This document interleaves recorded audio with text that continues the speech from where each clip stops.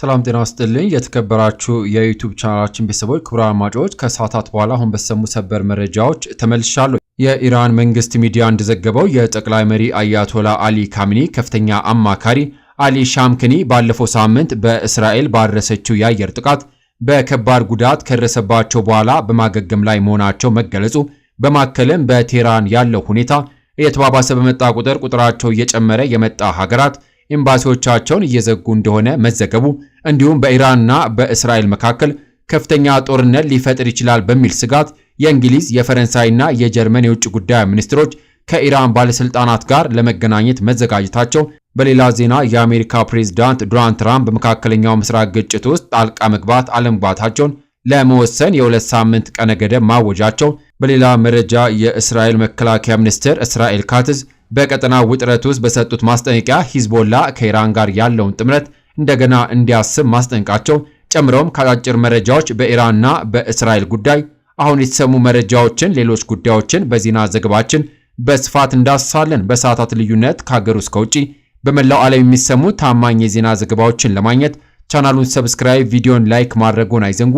እስከ ቪዲዮ ፍጻሜ ድረስ መረጃዎችን እያደመጣችሁ አብራችሁ እንድትቆይ በመጋበዝ ወደ ዝርዝር መረጃዎቹ አልፋለሁ። አብረን እንከታተለው።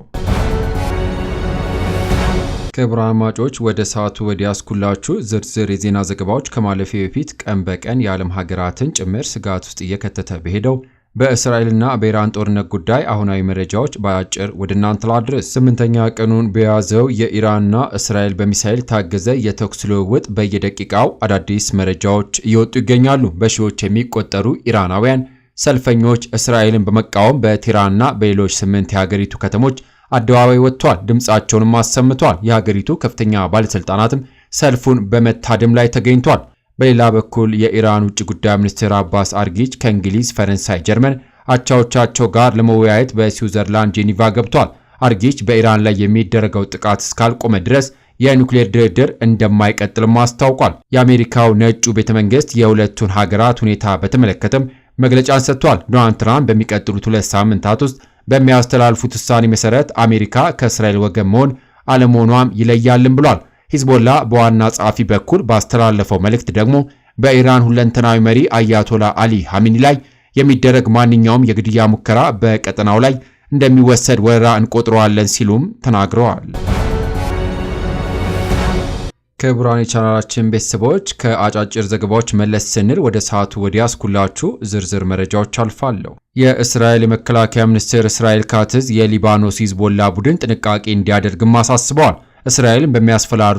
እስራኤልን በሚያስፈራሩ አሸባሪዎች ላይ ትዕግስታችንን ቀጭን ነው ሲሉም ዝተዋል። የሂዝቦላ ዋና ጸሐፊ ከቀደምቶቹ ትምህርት እየተማረ አይደለምና በኢራን አምባገነን ትዕዛዝ መሰረት በእስራኤል ላይ እርምጃ እንደሚወስድ እየዛተ ነው ሲሉ ካትዝ በኤክስ ገጻቸው ላይ በለጠፉ ጽሑፍ አጋርተዋል። የሂዝቦላ የቀድሞ መሪ ሐሰን ናስረላ ባለፈው ዓመት እስራኤልን በሂዝቦላ ላይ ባካሄደችው ዘመቻ መገደላቸው ይታወሳል። እስራኤላውያን በሚያስፈራሩ አሸባሪዎች ላይ ቴል አቪቭ ትዕግስት እንዳጣች እንዲጠነቀቅና እንዲረዱትም ለሊባኖስ ሂዝቦላ ተግዛዝ አቀርባለሁም ብሏል።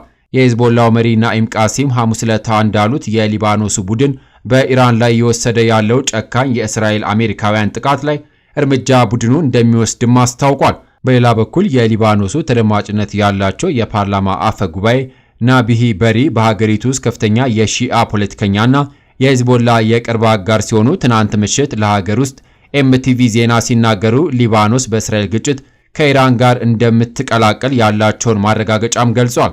ሊባኖስ ወደ ጦርነት እንደምትገባ 200% እርግጠኛ ነኝ ሲሉ ቤሪ ለዜና ምንጩም ተናግሯል። ምክንያቱም ይህንን ለማድረግ ምንም ፍላጎት ስለሌላት እና ብዙ ዋጋ ስለሚከፍል ነው ብሏል። አክሎም ኢራን እኛን አትፈልግም፣ ድጋፍ የሚያስፈልገው ለእስራኤል ነው ሲሉም ተደምጠዋል። በሌላ ዜና በአሜሪካ መቀመጫውን ያደረገው የአይሁድ ድምጽ ለሰላም ጄዊሽ ቮይስ ፎር ፒስ ለዶናልድ ትራምፕ እስራኤልን ማስታጠቅ እንዲያቆሙ ጥሪ አቀረበ። ተሟጋች ቡድኑ ጦርነቱ በአስቸኳይ እንዲቆምና እስራኤል በኢራን ላይ የምትፈጽመውን ጥቃት እንድታቆምም በግልጽ ጠይቋል።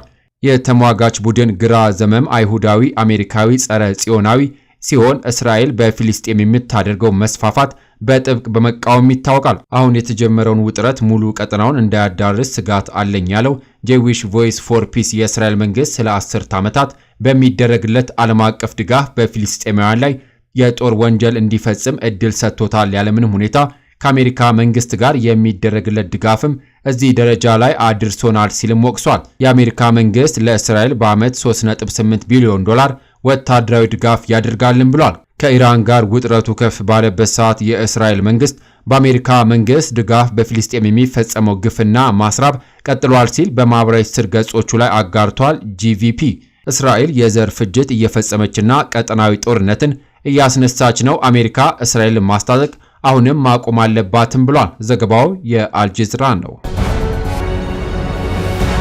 በሌላ መረጃ ዶናልድ ትራምፕ በመካከለኛው ምስራቅ ግጭት የ2 ሳምንታት ጊዜ ሰሌዳ ማስቀመጣቸውን ተከትሎ ዩኬና የአውሮፓ ህብረት ከኢራን ጋር ሊነጋገሩ ነው። የአሜሪካው ፕሬዝዳንት ዶናልድ ትራምፕ የኢራን የእስራኤል ግጭትን በተመለከተ ስለሚኖራቸው ሚና ለማሳወቅ የ2 ሳምንታት የጊዜ ሰሌዳ ማስቀመጣቸውን ተከትሎ ዩኬና የአውሮፓ ህብረት ከኢራን ጋር ሊነጋገሩ ቀጠሮ መያዛቸው ተገለጸ። የዩኬ የፈረንሳይና የጀርመን የውጭ ጉዳይ ሚኒስትሮች ከኢራን አቻዎቻቸው ጋር በመገናኘት የኢራን እስራኤል ግጭትን ማስቀረት በሚቻልበት ሁኔታ ላይ ሊመክሩ በጄኔቫ መቀጣጠራቸው ተነግሯል። ዛሬ በጄኔቫ በሚደረገው ውይይት የአውሮፓ ሚኒስትሮች የኢራን አቻቸው አባስ አርጊች ጋር በሁለቱ ሀገራት መካከል ያለው ውጥረት በሚደረግበት ሁኔታ ላይ ለመምከር ተሰናድቷል። ስብሰባው በታቀደው መሰረት የሚካሄድ ሲሆን ግጭቱ ከተቀሰቀሰ ወዲህ ለመጀመሪያ ጊዜ በቴህራንና በምዕራባውያን መንግስታት መካከል የገጽ ለገጽ ንግግር ይኖራልም ተብሏል። ኢራን ድርድሩን እንደምትፈልግና ነገር ግን ጥቃት የተሰነዘረባት ባለበት ሁኔታ እንደማይሆን መግለጿን ተከትሎ የአውሮፓ ሚኒስትሮች ወደ ድርድር ጠረጴዛ ያመጧታልም ተብሎም ይጠበቃል። እስራኤል በአንድ ምሽት ብቻ በኢራን ላይ በወሰደቻቸው የአየር ጥቃቶች የኢራን ወታደራዊ ይዞታዎችን ጨምሮ በርካታ ኢላማዎችን መምታቷ የተገለጸ ሲሆን ኢራንም ባጸፋ ወደ እስራኤል ያስወነጨፈቻቸው ሚሳኤሎች 5 ሰዎችን በማቁሰል በእስራኤል የሚገኘው የማይክሮሶፍት ቢሮ አጠገብ ቃጠሎ መታየቱን የእስራኤል የአደጋ አገልግሎት ጠቅሷል። ኢራን ከባለፈው እሁድ ጀምሮ በጥቃቶቹ ስለደረሰው ሞትና ውድመት ምንም አይነት መረጃ ለመስጠቷን ቢቢሲ ዘግቧል። በሌላ ዜና አሜሪካ ብትሳተፍም ባትሳተፍም እስራኤል የኢራን ኒውክሌር ተቋማት ሙሉ በሙሉ የማጥፋት አቅም አላት አሉ ጠቅላይ ሚኒስትር ቤንያሚን ኔታንያሁ። ጠቅላይ ሚኒስትር ቤንያሚን ኔታንያሁ እንደተናገሩት የአሜሪካው ፕሬዝዳንት ዶናልድ ትራምፕ ቢሳተፉም ባይሳተፉም እስራኤል የኢራን ኒውክሌር ተቋማት ሙሉ በሙሉ የማጥፋት አቅም አላት አሉ። ኔታንያሁ ይህን የተናገሩት ዋይት ሃውስ ትራምፕ በሚቀጥሉት 2 ሳምንታት ውስጥ ጣልቃ መግባት አለመግባታቸውን ይወስናሉ ከማለት በፊት ነው። የወታደራዊ ጉዳዮች ተንታኞች እስራኤል የኢራን ኒውክሌር መርሃ ግብር ዋነኛ ክፍል የሆነውን ፎርዶ የነዳጅ ማበልጸጊያ ፋብሪካን ለማጥፋት የአሜሪካ እገዛ ሊያስፈልጋት ይችላል ብለው ያምናሉ። በሁሉም ኢላማዎቻችን ሁሉንም የኒውክሌር ተቋማቸውን የማስወገድ አቅም አለን ያሉት ኔታንያሁ ነገር ግን ፕሬዝዳንቱ ለመቀላቀል ይፈልጉ እንደሆን ወይም እንደማይፈልጉ የሚወስኑት እርሳቸው ናቸው ብለዋል። ኔታንያሁ አክለውም እርሱ ወይም ደግሞ ትራምፕ ለአሜሪካ የሚበጀውን ያደርጋል፣ እኔም ለእስራኤል መንግስት የሚበጀውን አደርጋለሁ ሲሉም ተደምጠዋል። በሌላ መረጃ የካሚኒን አንድ ጸጉር ብትነኩ የእሳታችን ኢላማ ትሆናላችሁ የኢራን ደጋፊዎች ታጣቂዎች። የእስራኤሉ ጠቅላይ ሚኒስትር ቤንያሚን ኔታንያሁ በኢራን ውስጥ ማንም ሰው ያለመከሰስ መብት የለውም በሚል ለካቢኔያቸው የሰጡት አቅጣጫ የኢራን ደጋፊዎች አስቆጥቷል። ይህ የኔታንያሁ ንግግር የእስራኤል እንቅስቃሴ የኢራን ጠቅላይ መሪ አሊ ካሚኒን ጨምሮ በኢራን አገዛዝ ውስጥ ከፍተኛ ባለስልጣናት ሊያጠቃ እንደሚችል ግልጽ ማሳያ ነው ተብሏል። ታይምስ ኦፍ እስራኤል እንደዘገበው የእስራኤል ጠቅላይ ሚኒስትር ቤንያሚን ኔታንያሁ በእስራኤል የካቢኔ ስብሰባ ላይ ባደረጉት ንግግር በኢራን ውስጥ ማንም ሰው ያለመከሰስ መብት የለውም ብዬ ግልጽ መመሪያ ሰጥቻለሁም ብሏል። ይህን ንግግር የሰሙ የኢራን አብዮታዊ ዘብ ጠባቂዎች የኢራን ጠቅላይ መሪ ለመግደል ሙከራዎችን ማድረግ እስራኤልን ዋጋ ያስከፍላታልም ብለዋል ሲል የዘገበው ተስኒምስ የዜና ወኪል ነው። ልክ እንደዚሁም የኢራን ደጋፊ የሆኑት የሊባኖስ ሂዝቦላ እና የየመን ሁቲ ታጣቂዎች የጠቅላይ መሪው ሰይድ አሊ ካሚኒ አንድ ጸጉር ከተነካ አንተና አጋሮቻችሁ የእሳታችን ኢላማ ትሆናላችሁ የሚልን ምላሽ ሰጥቷል።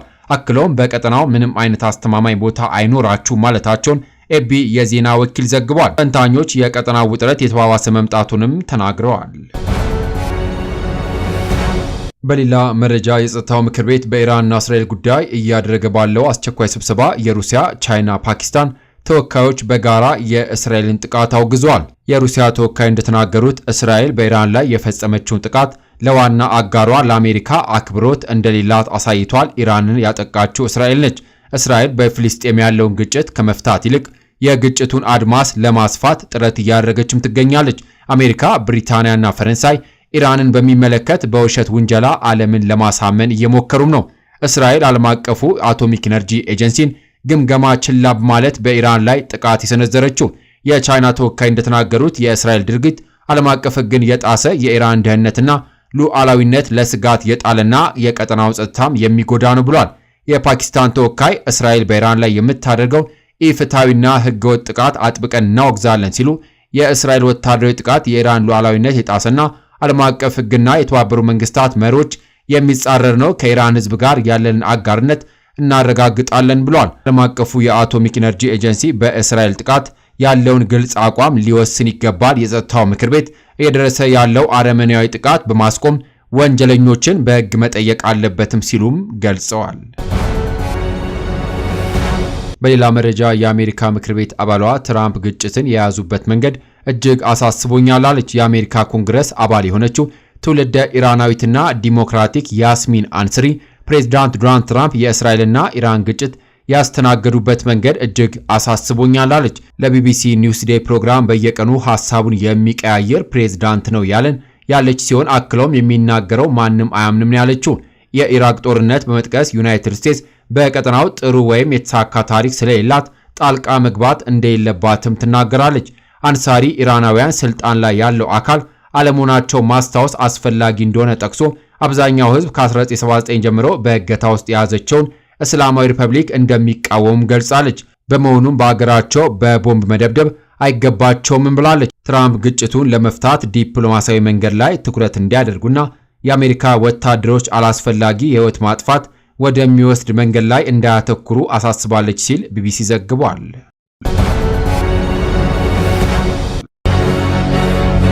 ክቡራን አድማጮች ከሀገር ውስጥ ከውጪ ለሰዓቱ ብታደምጧቸው ብለን የመራርንላችሁ ዘገባዎች እነዚህን ይመስሉ ነበረ።